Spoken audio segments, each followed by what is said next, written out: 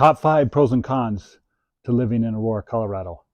Here's the biggest one. Check this out.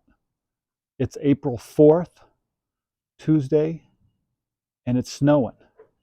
Snowed last night, still snowing today. Yesterday it was in the 60s. It's ridiculous. So if you aren't open to the change in climate, it's actually been pretty severe this winter. It's been a colder, longer winter than we've had in a while.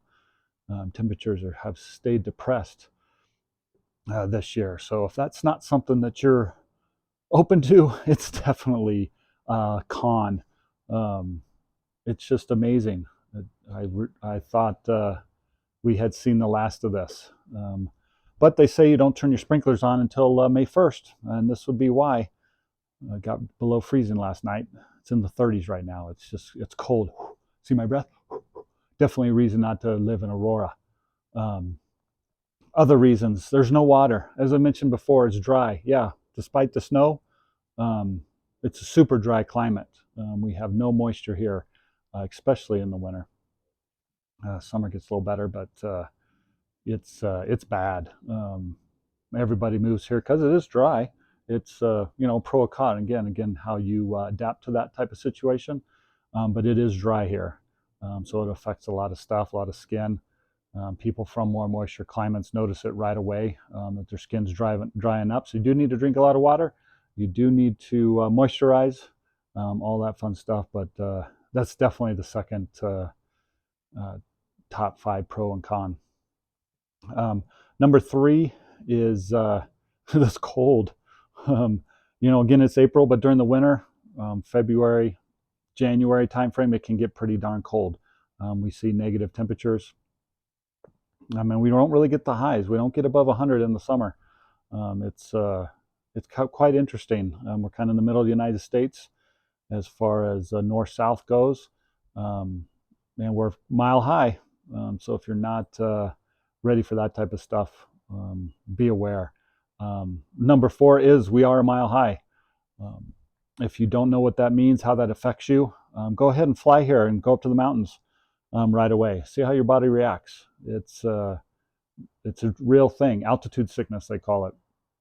We have friends and relatives that come from lower climates. They think they want to go right to the mountains, maybe ski in the winter, maybe hike some trails in the summer. We always tell them you need to take a moment. Let's come to the house for a day, hang out, get the fluids in you, get relaxed, then go up the mountains. Because if you go up there right away, try to take on all that activity, you will feel it. You will get sick, and it takes a little while to recover. So it's better to, sit as you fly here, relax at least a day, 24 hours, some say 48 hours, depending on your physical fitness. People aren't aware altitude sickness is real. Seen it. Luckily, I've lived here long enough, haven't really experienced it myself. And number 5, pros and cons of living in Aurora, Colorado, are the home prices. So yeah, both sides.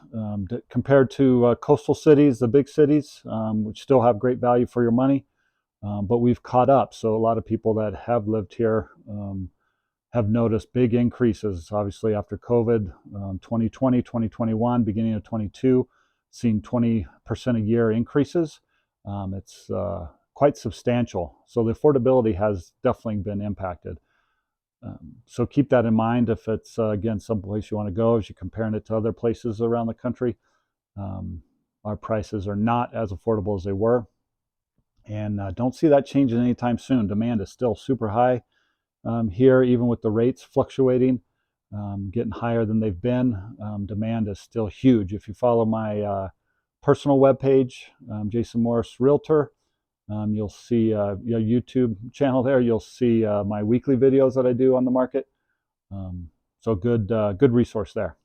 But if you have any questions on this or thinking of coming to Aurora or surrounding areas, definitely reach out. Again, click to subscribe, be alerted to my weekly emails, and everybody have a great week.